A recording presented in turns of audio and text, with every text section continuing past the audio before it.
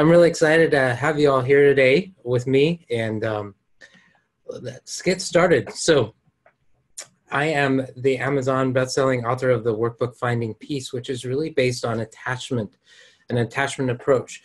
And today I'm going to talk a little bit about how that applies to the sex addict. But as I was thinking about it, even just sitting here, these same attachment issues are definitely part of the partner as well. And so as we're going through these different discussions, as we're talking about it today, I'll be talking specifically about the addict, but you can totally keep in mind that this really also applies to the partner as well. So I'm really excited to have all of you here with me today, and I'm looking forward to spending about an hour with you today. So the premise that I always start out with people is that there's a yin and yang between pain and peace. And most of us really want to have more peace in our lives and less pain. And part of the struggle in life is trying to figure out, how do we get more peace in our life and less pain in our life? And when I introduce the word peace to people, I will often ask them, okay, what other words do you associate with peace? And I'll hear words like bliss, serenity, calm, love, joy. And then I'll say, well, how many of you have so much peace in your life that you just don't have any room for much more? And I rarely have anybody raise their hand and say, yes, I have so much peace in my life, I don't need any more. I have had one or two, but for the most of us, we live in this dichotomy of we want more peace and yet we have pain. And unfortunately, we live in a world where there is a lot of pain. And so part of the process of finding peace is figuring out, how do we find peace amid the pain? So one of the things that has caused most of us some significant amount of pain are what I call attachment wounds. And I've identified that there are 6 different attachment wounds. The first is loss. And loss comes from just a part of life when we have a grandparent or a parent or a friend who maybe passes away, or our best friend moved across the country, or we end up getting diabetes or having a medical issue, and that creates some loss in our life. It's not that anybody did it intentionally to us. Nobody tried to inflict that kind of pain on us, and yet it is still very painful. And so that can be one of the attachment wounds that we may have. The second is neglect. And in neglect, there is the Child Protective Services version of neglect, which is the parents are not providing food, shelter, not changing the diapers, not really paying in much attention to the kid, and the kid is walking around at 2 o'clock in the middle of the night. No one's paying attention to them. That's a pretty severe form of neglect. And on the other side of the spectrum, it's a child is at home and they're trying to get their mom or dad's attention, but mom or dad is too busy on Facebook or social media or watching TV. And so even though the parent or the caregiver is in the same house, they are not providing the time and attention that that child needs. And so that can create a neglect wound for the individual feeling. And I'll talk more about what happens with that. Rejection is basically exactly what it sounds like, when somebody flat out gives you the message that they don't like you. They think there's something wrong with you. They don't pick you for the team. They push you away. So that's the attachment wound of rejection. Abandonment is when somebody that you were close to, somebody that you felt you had a relationship with, just walks out of your life. They don't give any reason for why they left. They just stop talking to you, and they ignore you. And it's like there's this mystery of, why did you leave? I don't understand why you leave. Betrayal is when you have a relationship of trust with somebody, and then that person has violated your trust. They've lied to you, they've cheated on you, they've broken promises to you. And so that can create another form of an attachment wound. And then the last is abuse, and that can be sexual abuse, physical abuse, emotional abuse. To me, abuse is kind of the combination of the other 5, but oftentimes there's some kind of physical Yes, verbal abuse too. There's some kind of physical threat. So abuse is I am taking my woundedness out on somebody else. So most of us have at least one of these wounds, and some of us have more than one of these wounds. And when they're created, oftentimes they're created when we're children. Many of you may be familiar with the ACEs screening, the adverse childhood experiences. This fits right along with that. I've also understood, though, and I've experienced as I've worked with people, that sometimes these wounds aren't created until we're adults. And so it doesn't really matter where or when the wound was created, as much as there's an acknowledgement that you do have a wound. And that wound these wounds can be really, really painful. And unlike physical wounds, these wounds don't heal without treatment. Oftentimes a physical wound will automatically kind of heal itself. You accidentally burn yourself, and over a course of a week or two, it will automatically heal itself. But with attachment wounds, they don't heal. And in fact, they can lay dormant, and they can become infected, and they can cause intense pain that can create a lot of challenges for somebody in their life. I use the analogy sometimes that these attachment wounds are like a sunburn. You go to the beach, you forgot to put sunblock on, and you get burnt. But then you have to go back to life. You have to go back to work or school or whatever. You still have a life to live. And so you gingerly put on your clothes and you go back to work. And you just hope that nobody's going to come up and touch you, because and it seems like there's this radar. Everybody knows that you have a sunburn. And so they come up and they pat you on the back and they say, hey, buddy. And immediately they just smacked that wound. And that's what attachment wounds are like. You can function, you can go through your life, you can do your day-to-day activities, but there are moments when somebody may say or do something, and it's kind of like they came up and they just smacked that wound, and that creates a ton of pain for us. And if we don't figure out a way to heal that wound, it's just going to continue to perpetuate that pain. What happens is that when these wounds are created, and oftentimes they are created when we're children, we don't quite understand why they were happening to us.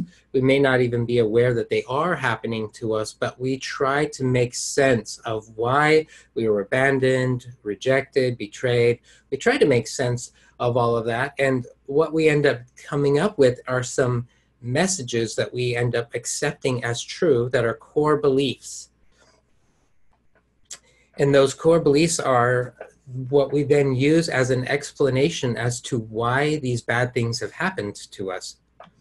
And there's 3 genres of core beliefs. The first is an I am genre. And when we're talking about negative core beliefs, that is usually there's something wrong with me. I'm bad. I'm no good. I'm flawed and defective. I'm fat. I'm too skinny. I'm too much of this. I'm not enough of that. But that's a negative core belief that we end up tattooing on our heart that says whenever that rejection wound gets stirred up, or that abandonment or betrayal or those attachment wounds get stirred up, that message of there must be something wrong with me. That's why these bad things have happened to me. That gets inscribed in our heart. Another one of the genres of core belief is trust. And what we mean by that is I can't trust other people. The world is not safe. I can't lean on or depend on other people to get my needs met. And so I can't be vulnerable. That's what that core belief really perpetuates, is the sense of there's nobody there for me, so I'm alone, can't trust anybody. And then the third core belief is a sense of powerlessness. There's a sense of there's nothing I can do.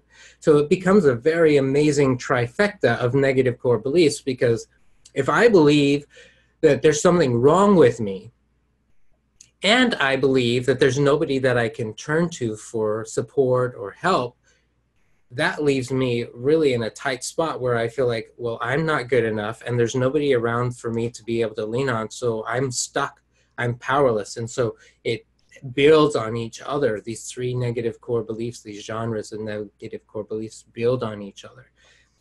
So the moment that the wound is touched, bumped up against, triggered, these negative core beliefs get activated almost simultaneously.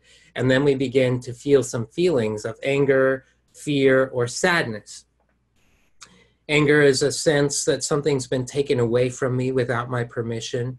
I didn't give permission for this thing to happen to me. I'm angry about that. Fear is a sense that something bad is going to happen to me and I'm powerless to do anything about it. It's going to be horrible and I can't stop it. And sadness, it comes from a sense that I've lost something and it's not coming back. It's not going to come back in the same condition. So those are three of the core beliefs that are out there. It depends on which therapist you talk to, but some therapists believe there's 8 core beliefs. And if you watched Disney's Pixar's Inside Out, they have 5 core beliefs. These are the 3 that I'm focusing on in this part of the model, is the anger, the fear, and the sadness, because we typically will experience those 3 emotions pretty commonly. But what happens is we live in a world really where we're not allowed to express anger. There's something wrong if we express anger. We shouldn't let anybody know that we're afraid. And so, or we shouldn't let anyone know that we're sad. We need to suck it up and make sure that everything's okay. And so the moment that we start to push down our emotions and not give ourselves permission to feel them, shame shows up in our life. And shame is like this deep fog that settles down and like sneaks into the corners and like covers everything. And the shame is, Brene Brown defines shame as a deep and abiding belief and experience that I'm flawed and defective and therefore unworthy of love and belonging. So this ignition of a pain being activated, and then those core beliefs that there's something wrong with me, and then I'm angry or sad, but I can't do anything about it. All of a sudden, I just feel like, this is way too much, and I'm just, there's something wrong with me. I'm not good enough. I can't handle it. That happens probably within nanoseconds of the pain being stirred up. There's a strong correlation between trauma, these attachment wounds, and addiction later in life, because what we've learned is that addiction is a really powerful way of numbing this pain. The shame, the anger, the pain, the negative core beliefs, that's all incredibly painful. And so we find some ways to numb. And there's thousands of ways of numbing. We all have probably some of our favorite ways of numbing. Chocolate is one of mine, but that we find a way to numb as a way of trying to shut all of this down because this is so overwhelming. And so we feel shame, so then we numb. And then we feel more shame, and so we numb some more. And that becomes that repetitive addictive cycle that Patrick Carnes introduced. It starts out with pain. We're feeling this pain, and then we move into preoccupation. We move into this sense of, I got to figure out a way to shut this down. This feels really, I don't even like it. And we may not even be conscious really of what's going on. We just know that something doesn't feel good and I don't like it. And so we immediately go into preoccupation, finding a way, what can we do to numb this? What can I do? Start surfing, looking online, checking people out. What can we do to start do that? And then we move into that ritual phase of engaging in the same types of behaviors that we usually always do, looking around the house, making sure everyone's asleep before we get on the internet. I'm getting onto the social media dating sites and start flipping through to see who might be a person that we could hook up with, whatever the rituals happen to be. And then we eventually act out, going back to our compulsive sexual behaviors, which then leads us back to the top of pain. In fact, we end up reopening those attachment wounds ourselves. So I'm rejecting myself, I'm neglecting myself, I'm abusing myself by doing these acting out behaviors. And so the cycle just starts over and over again. So we end up back in pain and we go around and around. What I believe is that acting out is our attempt to try and get our needs met. So there are needs associated with not loss, neglect, rejection, abandonment, betrayal, and abuse. There are needs that are associated with those wounds. And we have stumbled upon some pretty unhealthy ways. The addict has stumbled upon some pretty unhealthy ways of trying to get those needs met that don't actually work. But that's what we're trying to do. We're trying to accomplish getting some needs met, and it doesn't work. So we have these loss, neglect, rejection, abandonment. That leads us into what Patrick Carnes has identified. There's 10 types of sex addiction. And when I'm working with the individuals that are struggling with sex addiction, I'll often explore their sexual template, their arousal template. What is it that causes them to be aroused? And inevitably, I can find there's a connection with one of these wounds. And their arousal template is their attempt to try and get one of these wounds healed by being attracted to whatever it is that's causing them the arousal. And I've been able to make the connection that it's connected to one of these one of these attachment wounds. And if we can figure out which attachment wound is really causing them pain, and we can start to identify what some of the needs are associated with that, we can start to help them identify some healthier ways to get those needs met besides engaging in one of these 10 types of sex addiction that Patrick Carnes identified. These negative core beliefs perpetuate us going into these different types of sexual behaviors, because if I believe that I'm not enough and I can't trust anybody to meet my needs and there's nothing I can do to ease the pain, well, then I can go right back into fantasy. I can do that, or I can go into anonymous sex, or whatever that happens to be. When that happens, when they start engaging in those different numbing behaviors, they end up not feeling better, they end up feeling worse. And so the last circle of this model is the mutated emotions. And I call them mutated emotions because anger mutates into jealousy, resentment, depression, anger turned towards myself, sadness mutates into depression, apathy, bitterness, fear mutates into anxiety. And so it changes, it becomes darker and deeper and more complicated. And that's usually when the client shows up and says, I'm tired of feeling like this. I don't want to feel like this anymore. Or the partner is saying, I don't want to feel like this anymore. Or my spouse, my partner is really depressed and I don't want to keep living like that. That's usually when people show up and say, I need some help with this.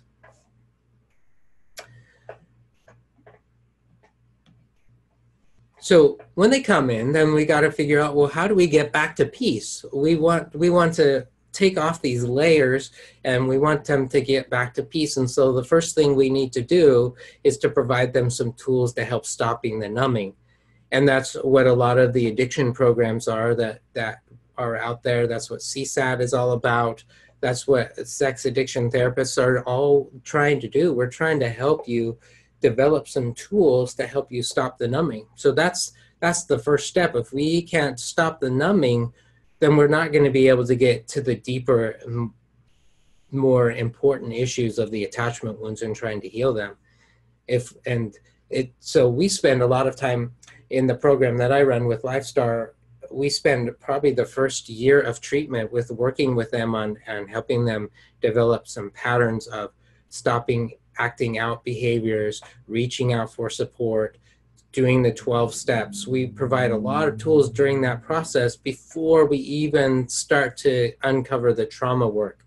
Because what we've discovered is if I just immediately go to the trauma work and stir that up without them having these kind of tools, they're going to relapse. They're going to go back into the cycle again, and they're going to feel worse about themselves. So first, we want to make sure that they really have some solid tools to stop numbing. The other part of this, though, the shame is very much prevalent. And as you know, working with addicts and partners, there's a lot of shame that is part of this whole addiction. And so we want to find some ways to be able to address the shame. And that's what the power of going to groups and 12 steps are all about. We invite the person to come into treatment and to begin to reveal the parts of themselves that they have been hiding for a really long time. And we invite them to come in and they meet with other people and they hear other people's stories, and then they are able to say, wow, that person across the way, they look pretty normal. And I'm hearing their story. Maybe I'm not as screwed up as I thought I was. Maybe I actually belong. Maybe I'm not bad. And as we're starting to bring them in and address the shame and shining light on that shame, it starts to get smaller and smaller. And then we get to a point where we're able to start dealing with some of the more intense emotions of anger, fear, and sadness. One of the ways that I've helped figured out how to help people deal with shame is a technique that I've used, which is personification of the shame. And in my book, there's 6 different personifications of shame. I'm not going to talk about all 6. I'm going to talk about the 3 that really show up a lot with partners and with addicts themselves. And the first is the judge. And the judge is this voice in your head that tells you that you're not enough. So the judge amplifies what you already believe about yourself, that negative core belief, that you're not good enough, that you're flawed and defective. And the judge is that voice that never stops talking and just says, well, you didn't try hard enough. Why did you do that? You should have tried harder. You're not perfect. What's wrong with you? You can't have any flaws. You can't have any imperfections. And the judge is just driving a need to be perfect, just driving it. And so the technique that I have with people in my office with identifying who the judge is and what the judge looks like is I have them close their eyes.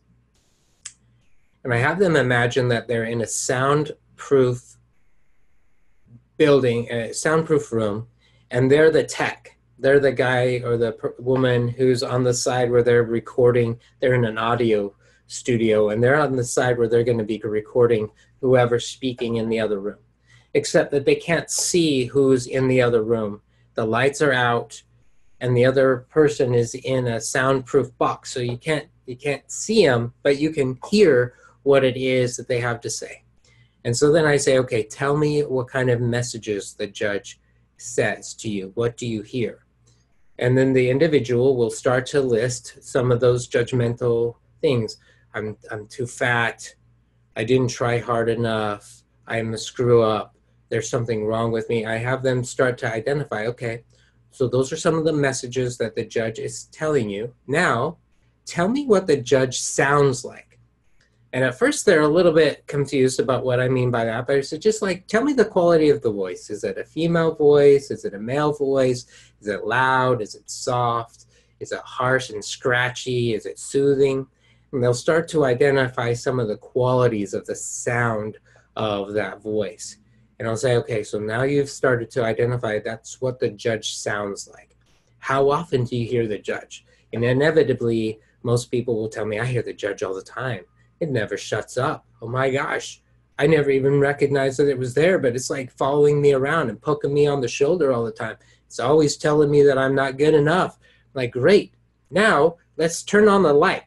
Let's turn on the light so you can actually see what that voice looks like. And so they'll turn on the light and then they'll describe what the voice looks like. And the descriptions of the judge vary based on whoever it is, but it's typically a figure that's very mean, has their finger pointed out, just wagging their finger and pointing out that they're not enough. And then I say, okay, so now you just identified what the judge looks like, and you've identified what the judge sounds like.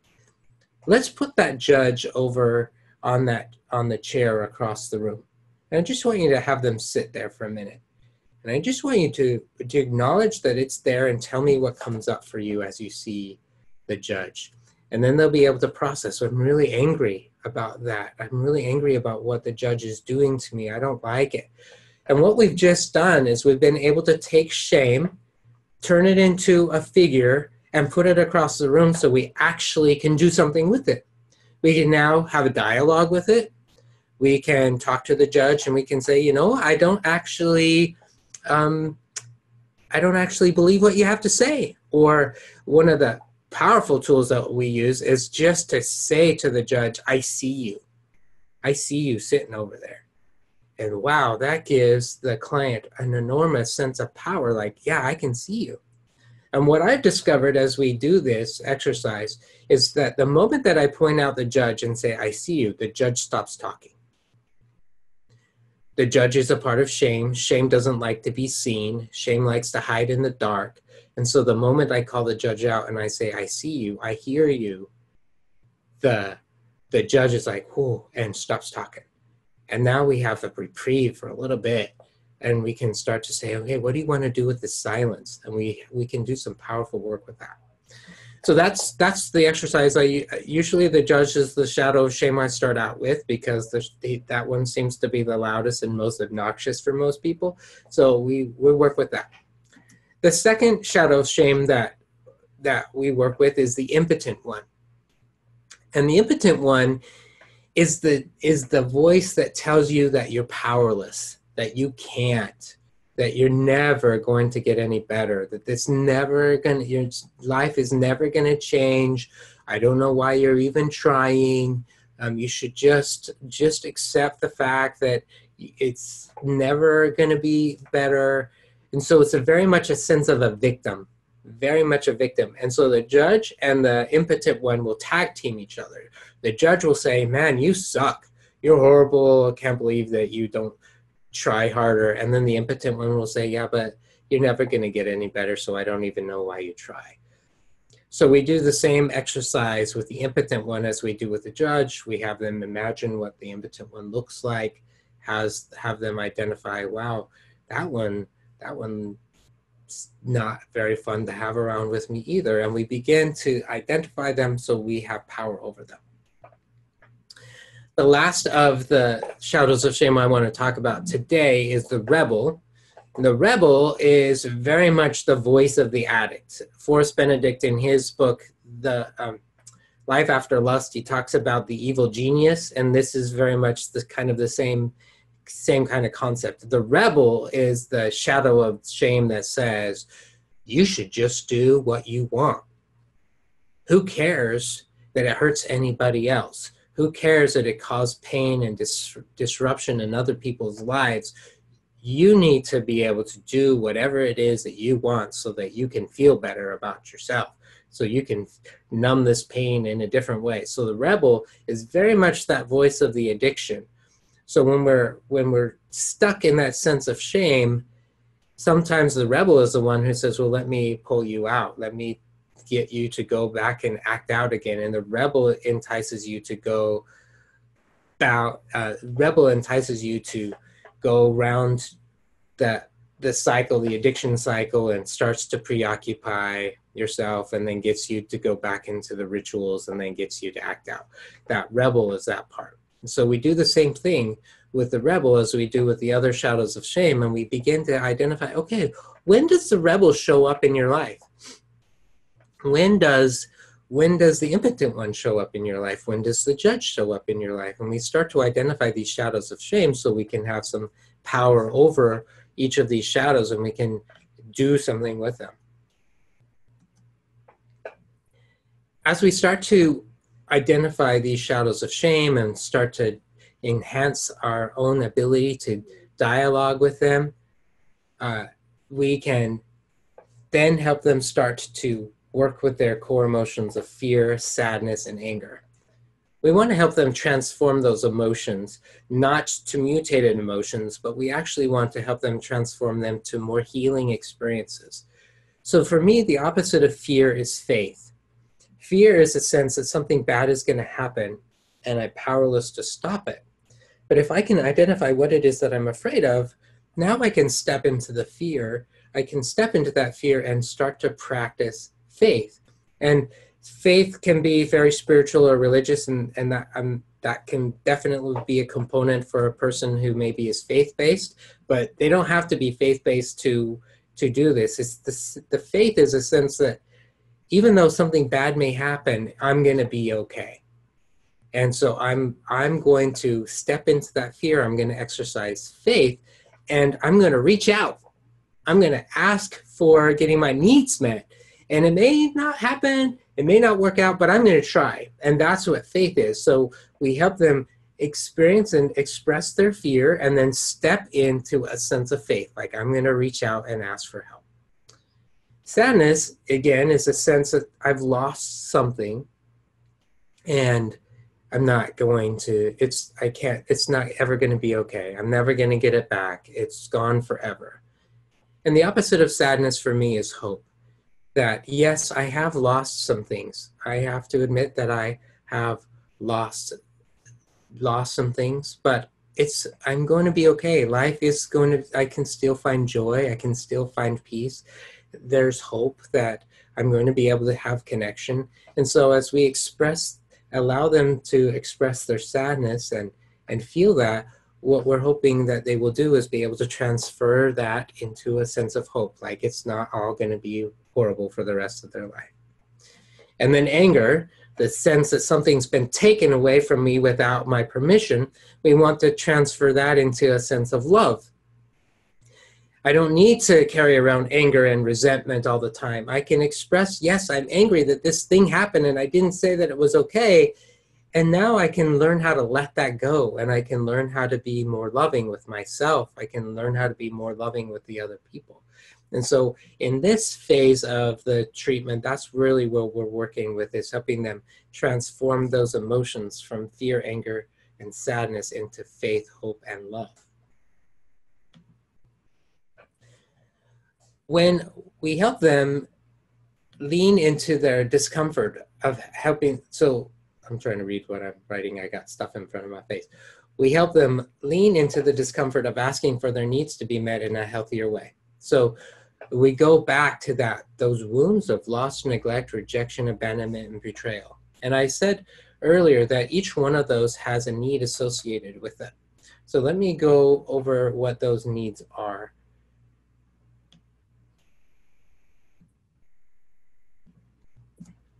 The first is the need that goes with loss is a sense of assurance. So if my wound is loss, what I really need is a sense that it's going to be okay, that I'm not alone, that there's a sense of assurance. So if my loss wound has been stirred up, what I need to be able to figure out how to do is go get some assurance. Instead of turning to porn or acting out, can I turn to somebody else? And can I be vulnerable and say, man, I'm really missing my dad who died. I'm really missing him. I just really could use a hug right now. I just need someone to tell me that it's going to be okay. Who could I turn to for that assurance? And how can I get that need met? Neglect, the need associated with neglect is attention. If people have been neglecting me, then I need someone to pay attention to me. So how am I going to go get that need met? I can definitely turn to my addiction, and that will always give me the attention that I need. Or I could figure out a healthier way to get that need met, and I go find somebody who can give me some attention. I could go to a 12-step meeting. I could call a friend. I could say, hey, can you just listen to me for a while? Whatever that is. But the neglect wound just got activated. What do I need? I need attention. The need associated with rejection is acceptance. I need to know that I'm loved. I need to know that you find that I have some value. I need to know that you want to be with me, that you're not pushing me away. Again, where can I go get that? I got to go figure out how to get that need met. The need for abandonment is presence. So if people have walked out of my life, what I really need is to have somebody just be there. We don't even have to talk. We don't even have to do anything. Just be with me. Just be there with me. And the need associated with betrayal is trust. So if you violated my trust, I'm going to need to have some people in my life that I can trust.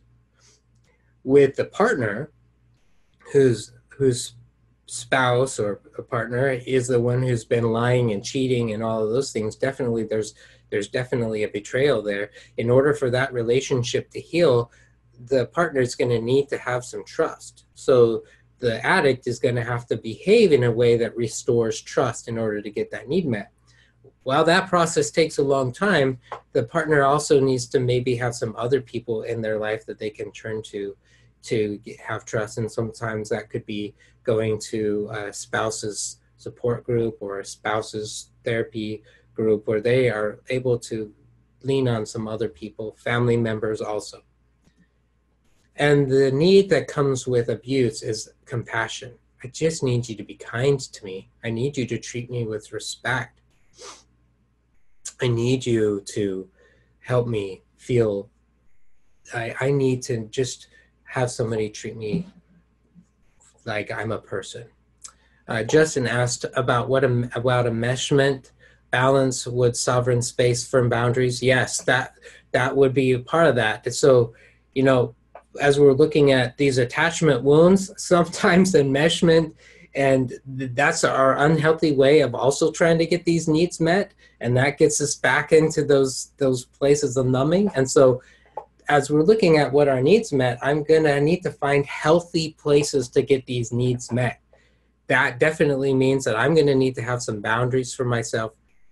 Boundaries come easier when I already believe that I'm worthy of love and belonging.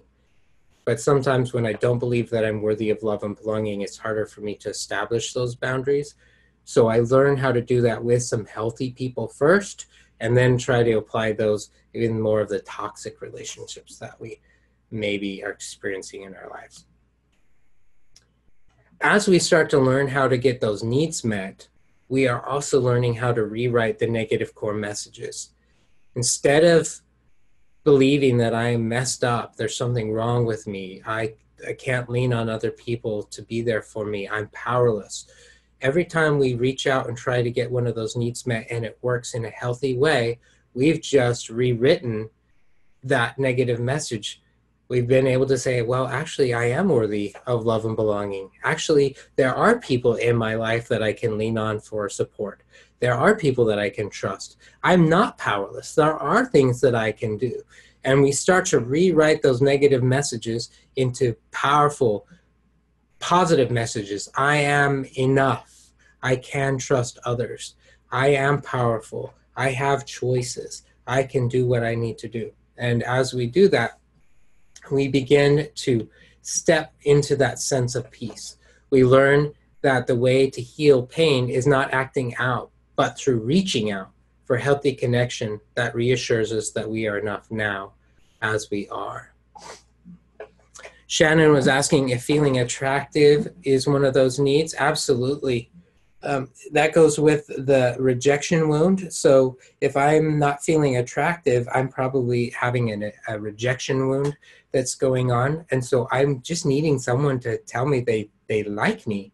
I'm needing to know that that I have value. That's the associated need with it. When you have a long-term relationship where it may be unreasonable for your partner to exhibit continual attraction and appreciation, I wonder how one could get this need met in a healthy way.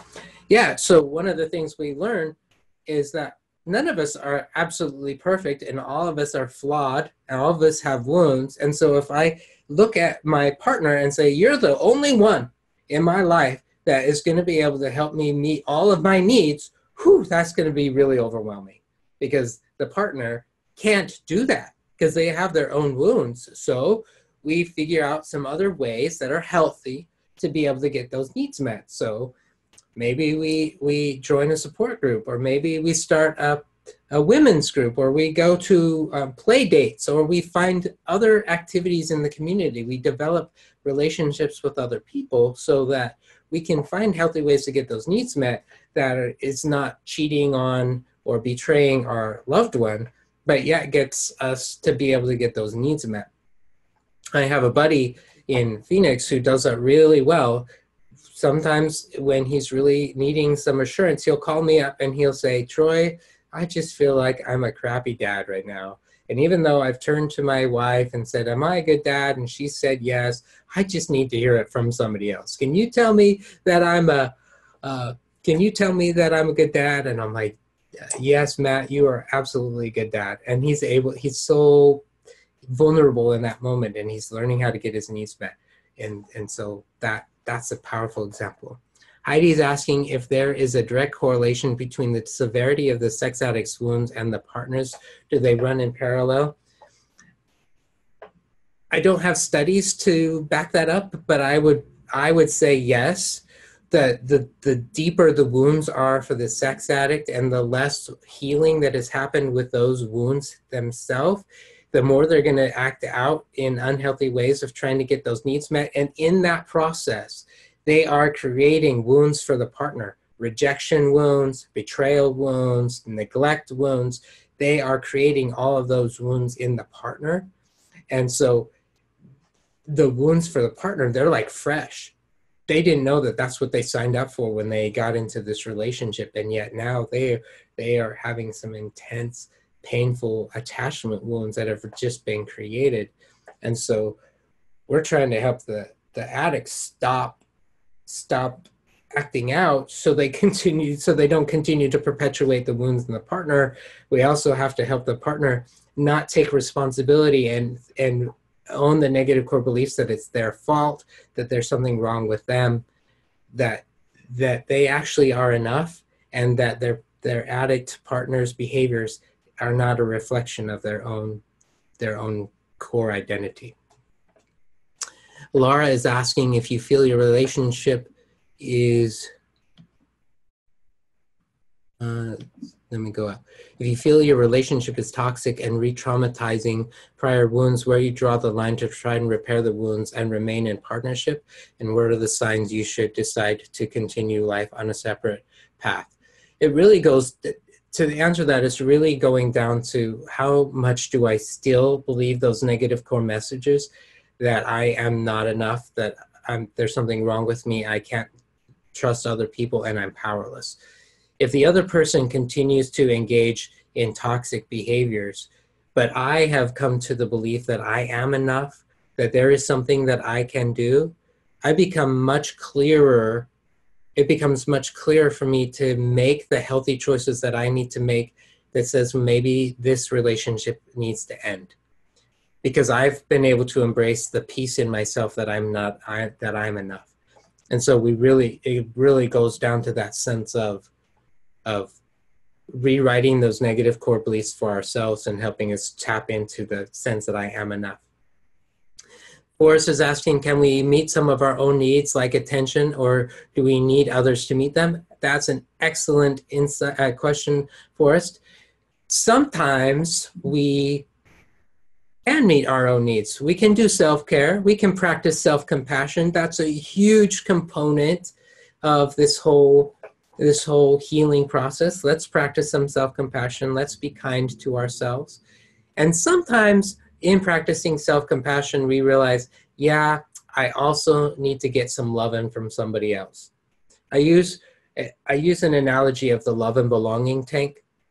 And the love and belonging tank, when it's full, we feel loved, we feel valued, we feel affirmed, we feel good. And if it's empty, then we feel rejected, abandoned, neglected, betrayed, all of the attachment wounds. It's empty. But the love and belonging tank is like a gas tank for a car. If you're using your vehicle, you're always going to be consuming the fuel. And so you're always going to need to stop at the gas station and get more fuel. You always are. That's just part of life. It never stays full. It's always being used up. Yes, I will do that, Polly. So just like your car, you're going to need to go get it full. You're going to need to stop at the gas tank and get it filled up again. The love and belonging tank has a cap on it. The gas cap on your car, the gas cap in our own sense of our love and belonging tank is shame. So if I go to the gas station and I buy fuel, but I don't take the gas cap off, and I just stand there and I start pumping out the gas, but I haven't taken the gas cap off, it's going to go all over the floor. It's going to go all over the ground. It's not going to go into the tank. That's what shame does. Shame says, well, I'm unworthy of love. I'm unworthy of affection. So I got to take the gas cap off so I can get some love in there. And I've learned that really shame is best conquered when we are interacting with other people, when we are getting love and connection from other people. Empathy and compassion are two very powerful tools. So can we do that for ourselves? Absolutely, we can. But it's also really nice to be able to reach out to somebody else and have them get that need met too. I will, Polly is asking if I can go back and put that quote in, so I'll leave with that in just a second. There we go. So prior to today, somebody asked some questions about when do I recommend doing couples therapy in relationship to disclosure and the impact process. I believe that it's a balance of when do we do couples therapy, but with emotionally focused therapy, you know the 3 A's. If there's addiction, if there's abuse, or if there's an active and affair going on, then they're not ready to do couples therapy. So if there's an active addiction still going on, if there is an active affair going on, or if there is active abuse going on, then they're not ready for couples therapy. And so I usually recommend couples therapy after the addict has had some solid sobriety under their belt, at least 6 months of solid sobriety, and they've started to be able to repair the trust in the relationship. That's usually when I recommend couples therapy. Until then, I'm working with the addict, or I'm working with the partner, and I'm encouraging them to do their own individual work. They need to have some healing for themselves before we can start to come back together as couples. Marlene is asking, if your partner pushes you back and forth over many years in running and they seem very anxious, eagerly angered, would it be a good guess that there's a sex addiction hiding? Maybe they have a sex addiction. They may have a different addiction. What it does tell me is that they have some attachment wounds that continue to be triggered and they're not dealing with them. And so they're probably finding a way to numb that through their different kinds of behaviors. And so let's see if we can figure out what some of those attachment wounds are and figure out how we can help heal some of those, and maybe those behaviors will stop. Second question, is there an ideal or recommended time period of sobriety? I think I answered that I recommend at least 6 months, preferably probably a year of solid recovery before we step into couples. They really need to be able to, the partner really needs to be able to have some sense that this is going to be good, and we're not going to do that yo-yo thing that we used to do. Because especially with emotionally focused couples therapy, we need to be able to trust that the other person is going to be there, be present, and be there to help us through all of those attachment wound issues. And if they're still in active addiction or haven't had some sobriety under their belt, it's just not going to happen. What ongoing individual maintenance treatment is recommended for addicts in recovery while EFT couples are in therapy? I still recommend that they continue to meet with their individual therapist on a regular basis. Maybe not weekly, but maybe monthly. I'm also recommending that they continue to go to their 12-step or other types of community support. They're doing their work. They're continuing to work a recovery program. That's huge for the partner to be able to see that their spouse is continuing to be serious about recovery. That conveys a huge sense of, okay, I can tell that your recovery is really important to you. That makes me feel safer. I can trust you a little bit better. What, if any, ongoing conversation do you recommend occurring between couples therapists and partners addiction treatment therapists? A lot.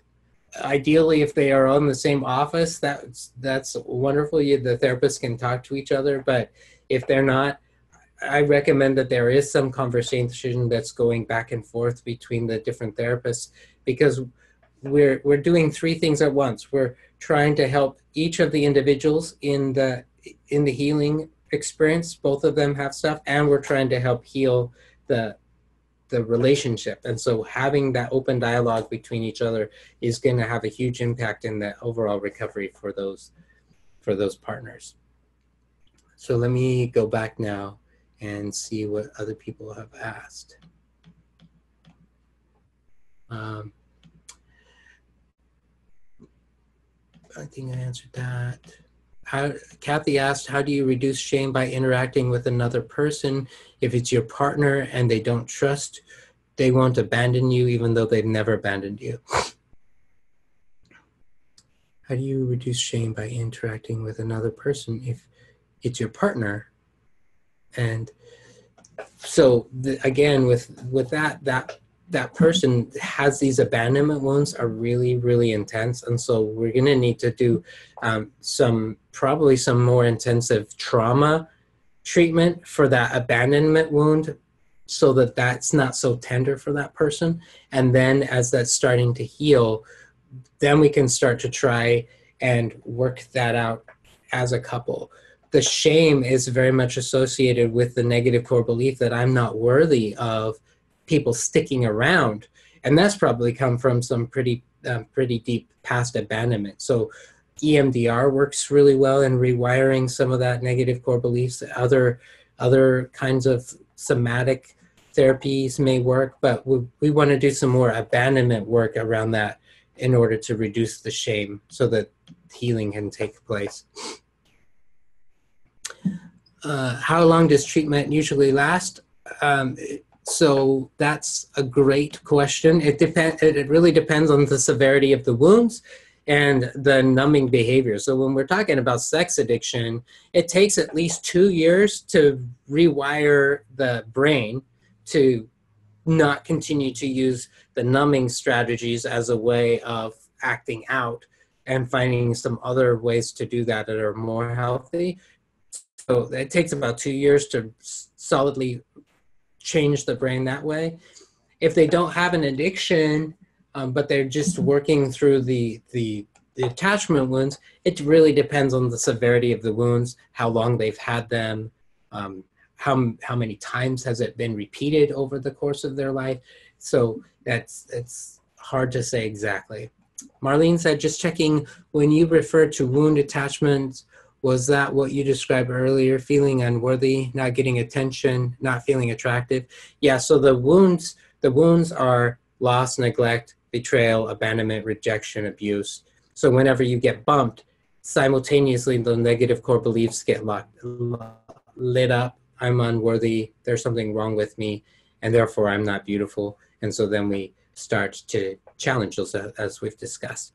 Donald wants to know, how do you decide on inpatient versus outpatient? The way that I decide that is how severe are they acting out? How long are they able to go without acting out? If they're able to manage some of their acting out with, and even maybe a couple of days in sobriety here and there, then maybe they won't have to go to inpatient. But if the person continues to just relapse over and over and over again, they might need to go someplace where they can get some solid time of not acting out. So inpatient may be recommended for that. It depends on the severity of what's going on with them and how frequently they're acting out. Let's see.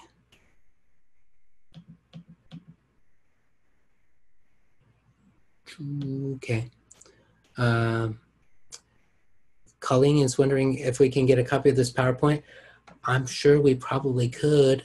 I know this is going to be recorded, but I can talk to Doug and figure out how we maybe could send that out.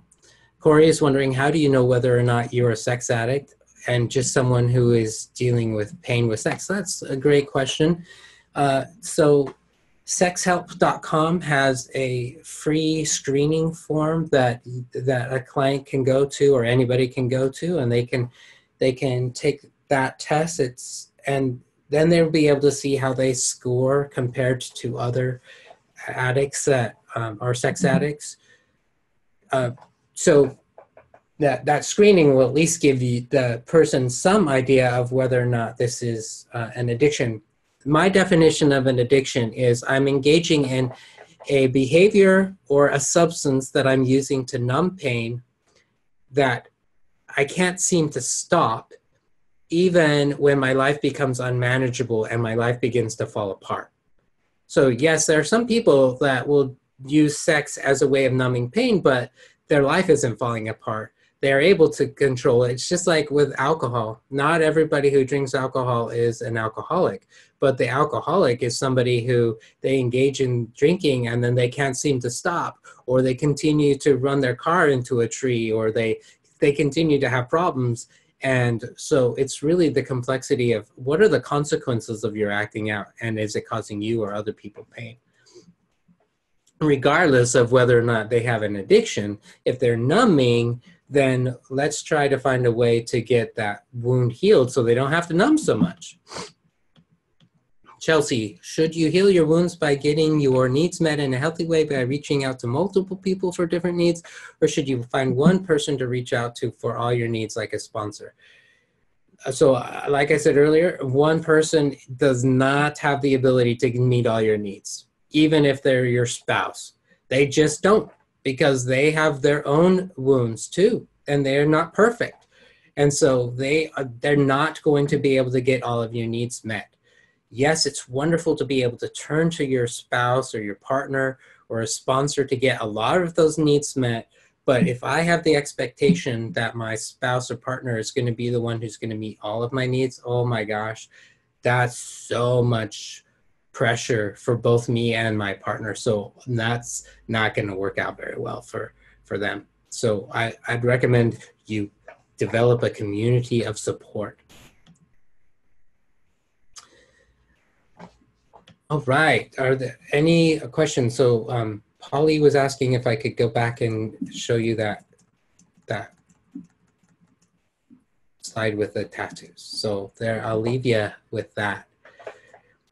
If there aren't any more questions, oh, is relapse a given? Teresa's asking if relapse is a given. No. I wouldn't believe in recovery if I didn't believe that a person could be sober.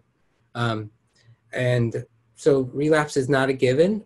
Relapse is part of recovery. So, we can shame ourselves if we end up relapsing, or we can use relapse as a learning experience and figure out, okay, what wounds were stirred up for me, and how did I not engage in self-care, and what could I do better? So it can be a learning experience, but relapse is not a given. There are addicts in this world who've been able to stay clean for 30, 40 years. So I believe that relapse is not a given, and that living in recovery is absolutely possible. Daniel, oh, maybe I'm not supposed to read your names. Daniel is asking, I recognize a loud rebel voice at times. Can you further explain how this could be related to shame? Yeah, so the rebel, so each one of those shadows holds onto the negative core belief that you're not enough, but they come at it a different way. So the judge says you're not enough because you're not perfect. The impotent one says you're not enough and there's nothing you can do about it. The rebel says you're not enough, so who gives a crap? You should just go do whatever you want to do. Yeah.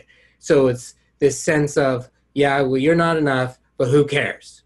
That's the way that the rebel shows up. The rebel says you don't need help. There's nothing you should do. Just go live your life. It was a quote from the person about shame that I was looking for. Thank you. Brene Brown, her quote about shame is defined as the deep and abiding experience that I'm flawed and defective and therefore unworthy of love and belonging. Shame is a deep and abiding experience and emotion that I'm flawed and defective and therefore unworthy of love and belonging.